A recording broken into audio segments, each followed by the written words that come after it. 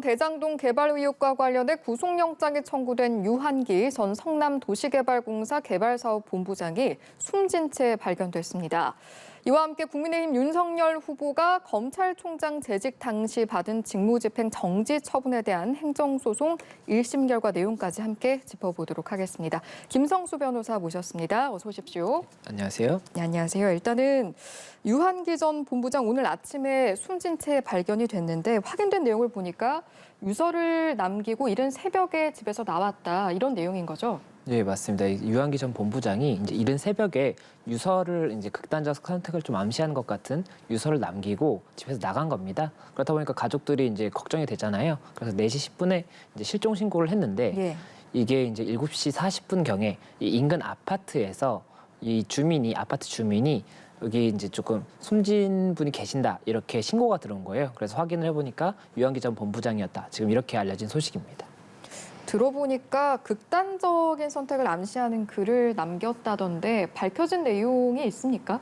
아직까지는 밝혀진 내용은 없는 것으로 보이고 그리고 현재 다른 언론에서 이야기가 나오고 있는 부분은 이 전날에 이 사직서를 이 관련 직원에게 제출을 했다는 이야기가 이제 알려지면서 예. 이와 관련해서도 극단적 선택을 조금 염두에 둔 것이 아니냐 이런 이야기가 나오고 있어서 관련해서 조금 더 소식을 지켜봐야 될 것으로 보입니다. 예. 사실 유 전 본부장이 다음 주에 영장실질 심사를 앞두고 있었는데 어떤 혐의를 받고 있었는지도 좀 짚어보죠. 예, 유 전 본부장 같은 경우에는 방금 이 영상에서 나왔던 것처럼 뭐 여러 가지 혐의가 지금 있었습니다. 근데 그 중에서 지금 현재 14일에 영장 심사가 이루어졌던 것으로 지금 얘기가 됐던 그런 부분들은 이제 유 전 본부장이 2014년 8월경에 이 남욱 변호사 그리고 정혁 회계사 이 두 사람으로부터 이런 조금 개발 사업 관련한 특혜를 주고 이 로비 자금 명목으로 2억 원 정도를 받은 혐의가 있다. 이렇게 지금 검찰에서 좀 보고 영장 심사를 신청을 했던 것이고 예. 이와 관련해서 이제 영장 심사가 14일에 예정이 돼 있었는데 그 사이에 이렇게 좀 극단적 선택이 있다 보니까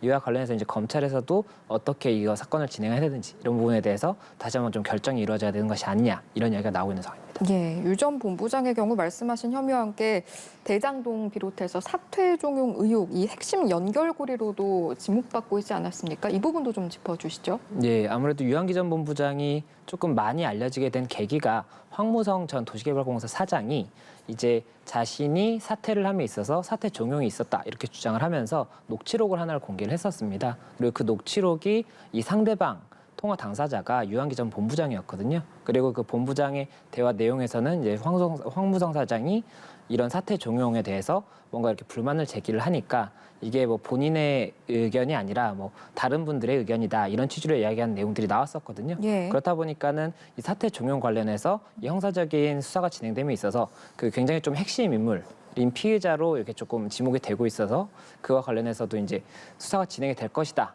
이렇게 예상이 되고 있는 상황이었는데 현재 지금 이런 좀 극단적 선택으로 인해서 이제 수사 자체가 이 유한기 본부장에 대해서는 어려워졌지 않습니까? 예. 그래서 이와 관련해서 이제 또 여러 가지로 좀 이슈가 되고 있는 그런 상황이 있습니다.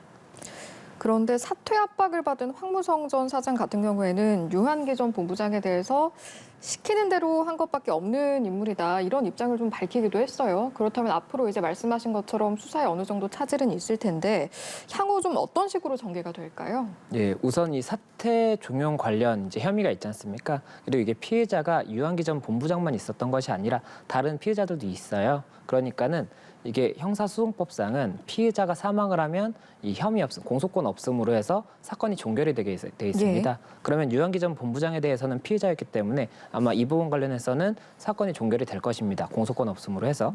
다만 다른 피해자들이 있고 이 다른 피해자들에 대해서는 이 사건과는 별개로 어쨌든 다른 피해자가 있는 거지 않습니까? 예. 그래서 이 피해자들에 대해서는 사건이 계속해서 수사가 진행이 될 것인데 다만 말씀드렸던 것처럼 핵심 인물로 지목이 될 만큼 이 통화 당사자였기 때문에 이런 핵심 인물이 이제 이 수사에서 누락이 되면 큰 공백이 생길 수밖에 없잖아요.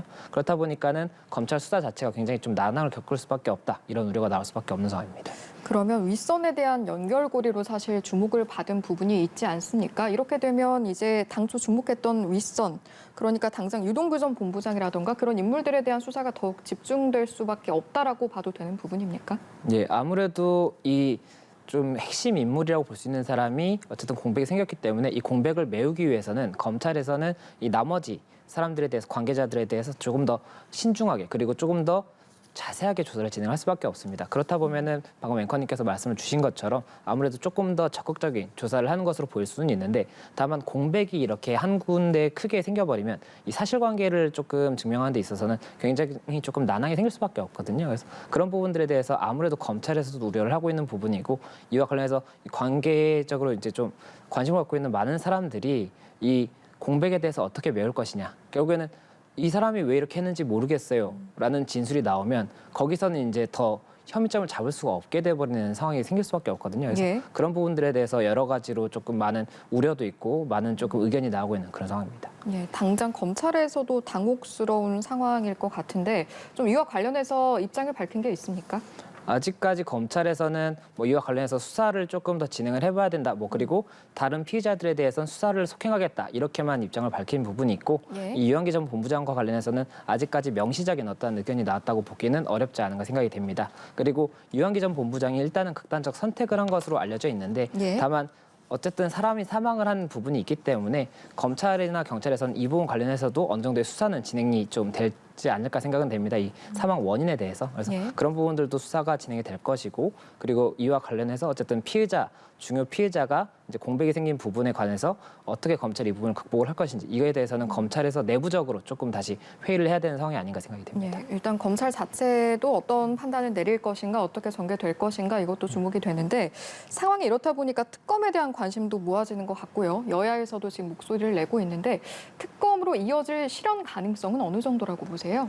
이게 특검이라는 것이 두 가지 방식으로 이제 진행이 가능한데, 이게 상설 특검법이 있고, 예. 그리고 이 사건이 있을 때마다 특검법을 만드는 이 특검법이 있습니다. 상설 특검법이라고 하는 것은 이제 2014년에 제정이 되고 시행이 됐는데, 특별 검사의 임명 등에 관한 법률이라는 것이 있어요. 그래서 거기에는 이제 특별 검사를 언제 이 수사 대상을 정할 수가 있느냐 해서 국회에서 의결이 있을 때, 그리고 또는 법무부 장관이 이 이해 충돌이라든지 공정성에 문제가 있는 사건 같은 경우에는 특검을 이제 진행을 할 수가 있도록 규정이 돼 있고, 거기에는 뭐 수사 기관이라든지 특별 검사 임명 방법 이런 것들이 명시가 돼 있습니다. 그래서 이 상설 특검법에 의해서 특검이 진행이 될지, 아니면은 아예 별도의 법안을 만들어서 이 특별검사만을 위한 법률을 만드는 거예요. 그러면 거기에는 뭐 수사기관이라든지 특별검사의 뭐 임명 방법 이런 걸 다 정할 수가 있거든요. 그래서 그렇게 해서 정하는 두 가지 방법이 있는데, 두 가지 방법 다 뭐 국회라든지 아니면 법무부 장관에서 이런 부분의 신청이라든지 예. 이런 절차가 있기 때문에 이런 절차가 진행이 될 것인지 여부는 조금 더 지켜봐야 될 것으로 보이고, 다만 이제 이재명 후보 같은 경우에는 특검을 진행을 하자 이런 좀 취지로 얘기를 하고 있기 때문에 예. 그런 부분들이 조금 특검을 진행하는 데 있어서 힘이 실릴 수는 있을 것으로 그런 좀 관측이 되는 부분이 있고, 다만 이게 특별검사로 간다고 해서 이게 검찰에 수사하는 것보다 더 효율적이냐 이런 부분들에 대해서도 여러 가지 의견이 나올 수가 있기 때문에 예. 그런 부분들도 뭐 법무부 장관이나 국회 측에서는 조금은 검토를 할 수밖에 없는 상황이 아닌가 생각이 됩니다. 예. 사실은 또 이제 선거를 앞두고 있기 때문에 특검이 추진이 된다면 어느 정도 시간이 소요될 것인가 이것도 좀 주목을 받는 대목인데, 말씀해 주신 것처럼 두 가지 방안으로 특검이 진행이 될 수 있다면 방법에 따라서도 소요되는 시간이 좀 다릅니까? 어떻습니까? 예, 아무래도 이 절차가 다르기 때문에 소요되는 시간도 다를 수밖에 없는데, 어느 것이 더 오래 걸릴 수 있느냐 이 부분은 결국에는 어떠한 절차고 그리고 그 절차에서 어떠한 다툼이 있을지를 알 수가 없기 때문에 그거는 단언하기는 조금 어렵다고 보입니다. 다만 법을 별도로 제정을 한다고 하면 특별검사의 뭐 이런 지명 방법이라든지 이런 부분에서 더 많이 다툴 수도 있거든요. 그렇기 때문에 원래는 상설특검법이 그런 부분에 이제 시간 지연을 조금 막기 위한 그런 목적으로 제정된 부분도 있어요. 그래서 그런 상설특검법으로 간다고 하면 그런 부분들에 대한 다툼은 없기 때문에 조금 더 빨리 이루어질 수 있는 것이 아니냐 이렇게 조금 예측은 되는 부분이고, 다만 단언할 수는 없다 이렇게 좀 말씀을 드릴 수가 있을 것 같습니다. 그러면 시간을 떠나서 이제 두 가지 중에 어느 쪽으로 이제 진행을 하게 된다면 이쪽이 좀 더 그 진행될 가능성이 높겠다라고 보시는 부분이 있습니까?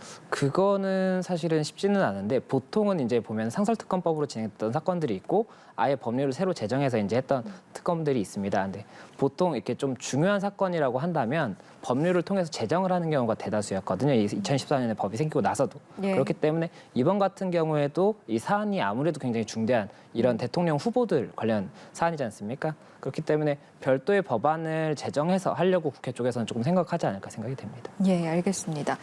이번에는 다음 주제로 넘어가 보겠습니다. 윤석열 후보가 검찰총장 재직 당시에 받은 직무집행 정지 처분, 이게 적법했는지에 대해서 법원이 어떤 판결을 내릴까 이게 관심이 모아졌었는데 아예 이제 각하가 됐습니다. 일단 이 각하가 무엇인지부터 한번 설명을 좀 해주실까요? 예, 이 각하라는 것이 이 소송을 하잖아요. 그럼 소송을 하면 원고와 피고가 있고 뭐 승소가 있고 패소가 있지 않습니까? 그런데 이 승소가 있고 패소가 있는 것 이전에 이 소송 자체가 법률상의 요건이 안 되는 경우가 있어요. 뭐 법률상 이익이 없다든지 예. 그런 경우에는 법원에서 이 소송 자체가 아예 법률상 검토의 의미가 없기 때문에 각하를 할 수가 있습니다. 그러니까는 예. 이게 뭔가 싸움이 있다 그러면 링 위에 못 올라간다는 거예요. 링 위에 올라가는 자격조차 안 된다는 그런 좀 이야기로 볼 수가 있는 건데 예. 이번 같은 경우에는 이게 직무 정지에 대해서 이거를 취소해달라는 소송이었어요. 이거를 그리고 소송을 했던 이유는 직무 그때 이게 2020년 11월 24일에 예. 이제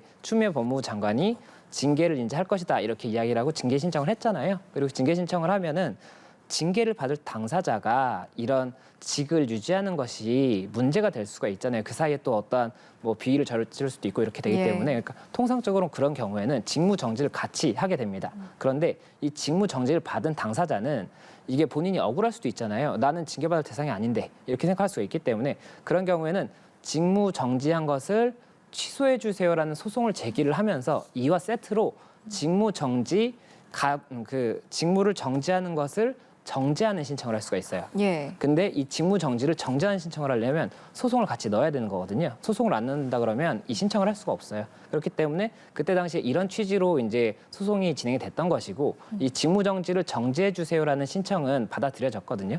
그래서 이제 검찰 그 윤석열 총장이 다시 그때 총장직을 다시 수행을 할 수가 있었는데 요번에 이제 그때 당시 같이 세트로 넣었던 소송이 이제 각하가 됐다는 겁니다. 그리고 이 네. 각하가 된 이유는 이제 법원에서 아직 명시적인 의견이 나온 것은 아닌 것으로 보이는데 아무래도 법률상 이익이 없는 거예요. 왜냐하면 2021년 3월에 윤석열 총장이 사퇴를 했어요. 검찰총장에서 이제 사퇴를 했기 때문에 그와 관련해서 만약에 직무정지가 적법하든 적법하지 않든 법률상 실익이 없다고 보이고 또 예. 이 직무정지 같은 경우에는 이 징계 처분 직전까지만 이전까지만 보통은 직무를 정지하는 것이고 징계 결정이 나면 그에 따른 징계가 있는 거란 말이죠. 그렇기 때문에 기간이 정해져 있는 거지 무기적으로 직무가 정지되는 게 아니에요. 그러면 이미 징계가 12월 16일에 있었기 때문에 그러면은 직무정지가 유효하다고 하더라도 12월 16일에는 직무정지가 이제 없어진 거예요.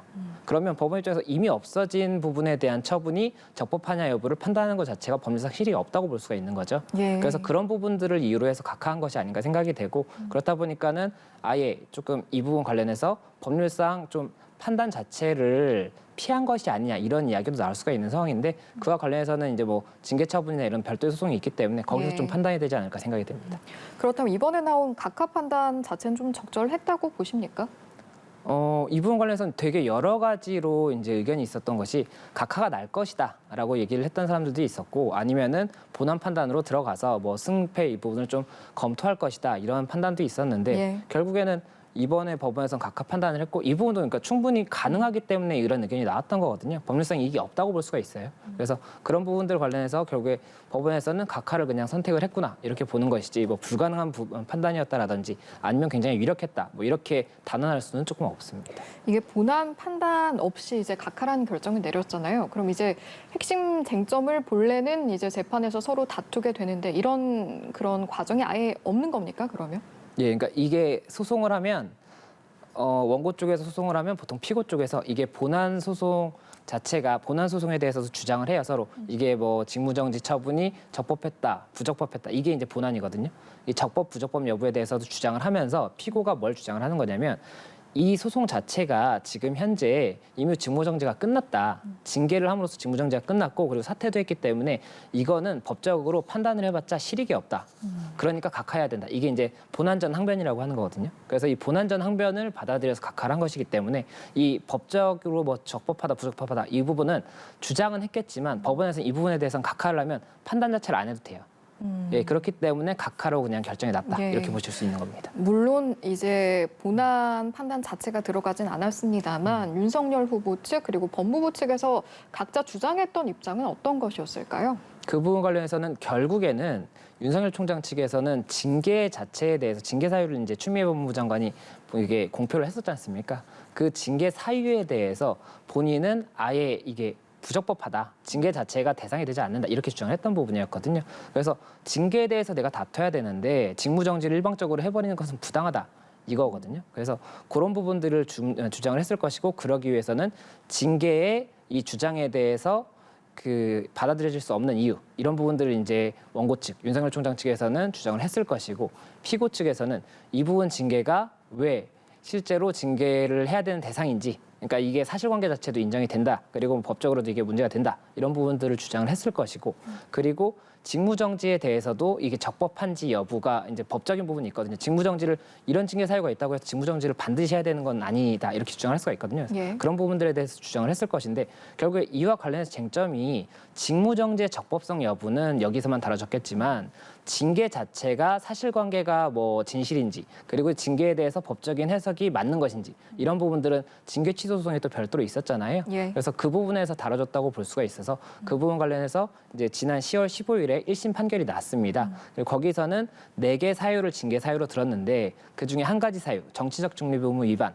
이 부분만 빼고 3가지는 아무래도 사실관계가 인정되는 것으로 보인다. 이렇게 판단을 했었고 그리고 3가지가 인정된다고 한다면 이건 정직 2개월이 아니라 면직까지도 나올 수 있는 판단이었다.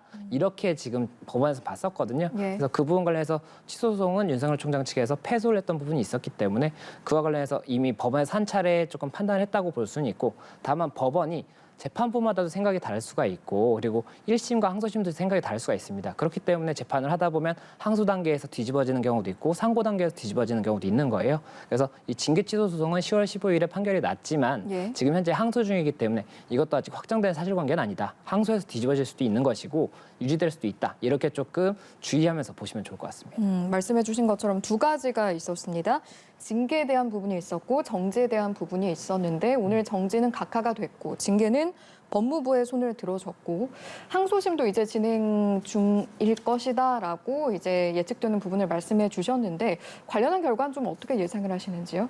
그 부분 관련해서는 정말 예상할 수가 없습니다. 제가 직접 하는 소송도 정말 판단이 날 때까지는 어떻게 될지 모르고 1심에서 승소해서 항소심은 굉장히 쉽게 이길 것이다 이렇게 생각했던 사건도 항소심에서 뒤집어지는 경우도 꽤 있어요. 그리고 상고심에서 뒤집어지는 경우는 정말 흔하지 않지만 상고심에서 뒤집어지는 경우도 가끔씩 있단 말이죠. 그렇기 때문에 판단이 어떻게 될 것이다라는 것은 조금 추측하기가 어렵고 다만 항소심이 지금 진행 중이기 때문에 1심 판결이 그 사실관계가 확정된 것은 아니다. 이 부분만 조금 더 강조해서 말씀을 드리고 싶습니다. 그 부분을 혹시나 착오를 해서 1심에서 패소했으면 그냥 다 인정된 거 아니야? 이렇게 조금 오해할 수도 있기 때문에 그런 부분 관련해서는 아직까지 판결이 확정되지 않았으면 그 부분 사실관계가 인정됐다라고 단언할 수는 없다. 이 부분을 조금 강조드리고 싶습니다. 예, 알겠습니다. 오늘 말씀 여기까지 듣도록 하죠. 김성수 변호사와 함께했습니다. 고맙습니다. 고맙습니다.